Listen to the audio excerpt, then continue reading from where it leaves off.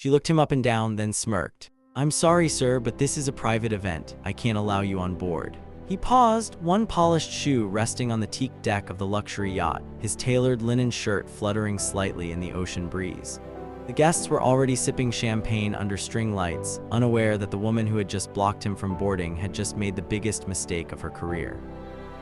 He leaned in, calm and composed, and said 4 words that would leave her jobless by sunset. "I own this yacht. Let's rewind." Julian Carter wasn't just another well-dressed man trying to sneak into a party. He was the CEO of Virelux International, a global tech logistics empire that had just closed a $2.3 billion acquisition deal the night before. The yacht was docked in Cannes and rented out for a post-deal celebration. But Julian wasn't just a guest. He was the one who paid for every drop of champagne on board. And yet, he had been stopped at the entrance by the event hostess, a sleek, cold-smiled woman named Elise who had sized him up and decided, without hesitation, that he didn't fit. "No name check, no ID verification. No, let me confirm your name on the list, sir." Just a smug, dismissive tone. "Sir, this is a private event for Virelux International's executives only." Julian didn't raise his voice, he didn't flash credentials. He simply turned around and walked away. But that wasn't the end. An hour later, Elise was mingling with guests, laughing and sipping Prosecco, unaware that her job had already been pulled from underneath her. Because what Elise didn't know was that Julian had made a single phone call, not out of anger, but out of policy. You see, he had a rule: if they judge your worth before knowing your value, they don't deserve a second chance. Back in his private suite at the Carlton, Julian spoke with his COO, who had just flown in from Zurich.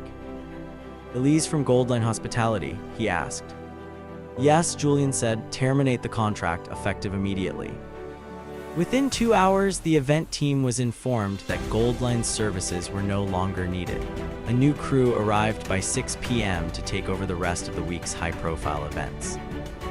But the fallout didn't stop there. Elise returned to her office in Nice that evening only to find her access revoked, her phone deactivated, and an envelope on her desk. Inside, a termination letter along with a memo citing gross professional misconduct, violation of client dignity, and breach of contractual representation. It was swift, brutal, and fully documented. What really stung? Julian never raised his voice. He never got dramatic. He didn't argue or post about it online. He let her own assumption do the damage. The word spread quickly across the French Riviera's hospitality circuit. Elise had been blacklisted, not just for the yacht fiasco, but for what it represented. Her downfall wasn't about race alone, it was about assumption, entitlement, power misused in the smallest of ways that revealed the largest of flaws. One of the guests who witnessed everything later said he could have embarrassed her, made a scene, but instead he let her dig her own grave. And here's the part no one talks about. Julian didn't attend the next evening's event either. He sent a handwritten note to the new team. "Respect isn't bought, it's noticed. It's built in silence and remembered in dignity. JC." The hostess thought she was gatekeeping a party. She didn't realize she was shutting the door on her own future.